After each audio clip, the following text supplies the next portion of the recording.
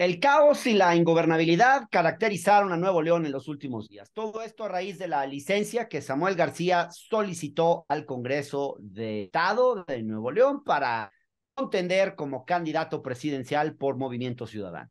El resto de la historia ya la conocemos, una disputa entre partidos políticos para decidir quién iba a ser el gobernador interino, una disputa que escaló al punto de la irrupción de la violencia en el Congreso local y de obligar a Samuel García a hacer a un lado sus aspiraciones presidenciales para retomar sus labores como gobernador. A propósito de este episodio, en su artículo de hoy titulado Nueva Política, entre comillas, el analista Jesús Silva Herzog nos regala una crítica aguda hacia Movimiento Ciudadano, un partido que, en palabras de Jesús, no puede ocultar que ha sido y sigue siendo el instrumento de un cacique que juega la política con estratégica perversidad. Jesús, gracias por aceptar esta conversación. Hola Hernán, buenas noches. Jesús, lo primero que me llamó la atención del artículo que escribes en Reforma es que hablas muy poco de Samuel García. Todo el mundo lo ha criticado mucho a este personaje en los últimos días, pero tú claramente te diste cuenta, por lo que veo, que esta jugada es de Dante Delgado, que a quien tenemos que criticar y apuntar y voltear a ver, pareciera ser, es más bien a Dante Delgado, al presidente de MC, y no tanto a Samuel García. ¿Es así? Ese es más o menos Pues sí, yo creo tu que, lectura. yo creo que sí. Samuel García ya no es candidato a la presidencia, es en este momento un político local nuevamente y el que sigue siendo un actor en la cancha nacional es Movimiento Ciudadano y particularmente este liderazgo de Dante Delgado que me parece que merece mucho cuestionamiento.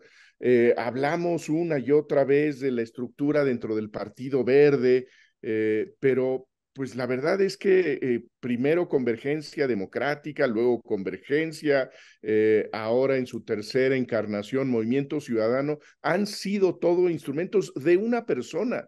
¿Qué otro partido político en nuestro país ha tenido un control casi absoluto de un partido político como Dante Delgado de esta franquicia? Yo creo que eso debe ser criticado porque pues en estos momentos se habla mucho de esta nueva política. Lo que hay, veo yo, es una nueva mercadotecnia muy exitosa, creo que muy efectiva, con mucha chispa. Me parece que es inteligente la mercadotecnia de Movimiento Ciudadano, pero sigue siendo esta estructura de poder controlado por un político que viene pues del priismo más antiguo, ¿no? Aún así, Jesús, tú reconoces, y creo que yo también lo he hecho en los últimos días, el trabajo de algunos de los legisladores de Movimiento Sí, Ciudadano. Pareciera que hay como dos partidos, ¿no? Uno es el de Dante Delgado y los gobernadores de emanados de las filas de Movimiento Ciudadano, especialmente Jalisco y Nuevo León, que dices tú se comportan como los viejos políticos. Y por otro lado están estos parlamentarios que son sí. los que promueven una agenda progresista, los que han tenido, digamos, iniciativas interesantes. Digamos, ¿será que estos parlamentarios, esto solo que al final le da cierta legitimidad a un partido para que Dante Delgado utilice los nombres de esas personas como un poquito como para lavarse la cara y no mostrarse como ese cacique que es? Bueno, me parece que en esa cazuela hay de las dos cosas, ¿no? Creo que no tendría mucho sentido decir solamente hay un cacique o solamente están estos parlamentarios que sí dan debate, que han dado argumentos. Yo creo que lo que ha habido en estos 5 años en términos de polémica parlamentaria ha tenido como pues cabezas a los legisladores de Movimiento Ciudadano. Creo que sí ha sido capaz de atraer talento fresco, Movimiento Ciudadano, cosa que ninguno de los otros partidos dentro de la oposición ha logrado hacer, ¿no? No hay nadie nuevo dentro del PAN, dentro del PRI, dentro del PRD, nadie que haya estado haciendo política con un lenguaje distinto ahí. Y yo sí lo veo en Movimiento Ciudadano, creo que eso hay que reconocerlo. Finalmente, creo que las decisiones esenciales, como por ejemplo, quién es el candidato a la presidencia, pues son decisiones unipersonales.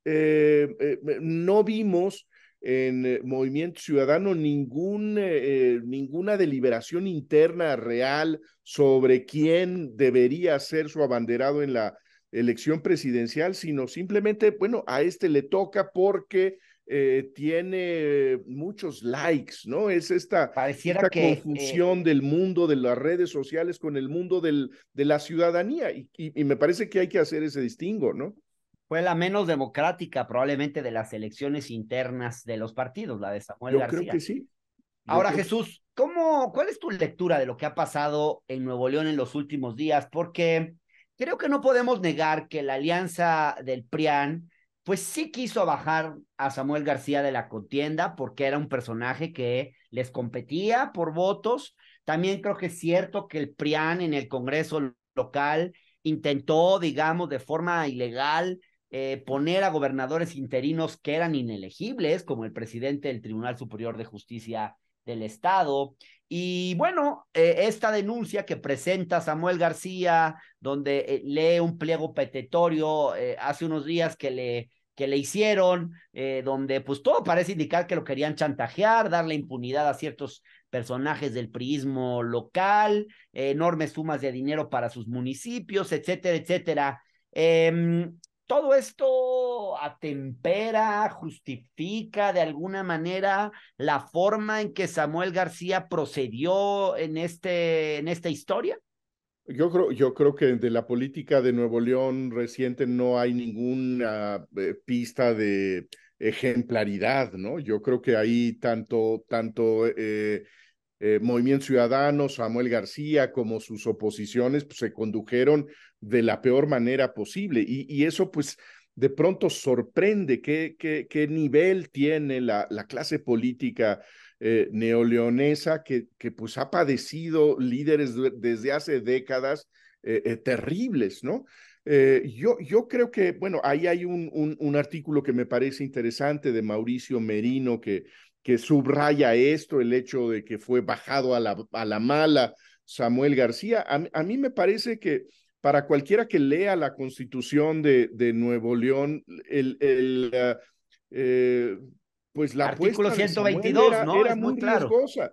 Tú quieres apostar a la candidatura presidencial, dejas este hueco que lo va a llenar tu oposición, porque la oposición tiene el control del Congreso. Esa era pues la apuesta de alto riesgo que tomaba Samuel García. A mí me parecía hace unos meses que era demasiado alta esa apuesta, demasiado riesgosa y que finalmente se iba a mantener en Nuevo León, terminar con éxito su gobierno y luego esperar para seguir su carrera a nivel nacional.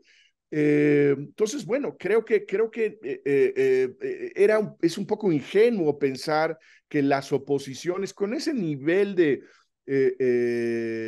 rijosidad que tienen las relaciones políticas en Nuevo León entre el gobernador y sus oposiciones, era un poco ingenuo pensar que le iban a decir, vete a hacer campaña en contra de nosotros, ¿a quién quieres que te dejemos cuidándote el changarro, no?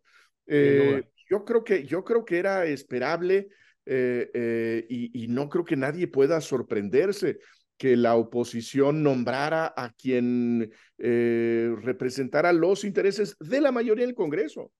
Sin duda. Jesús, muchas gracias por estar en el octágono. Gracias, Hernán. Gracias, saludos.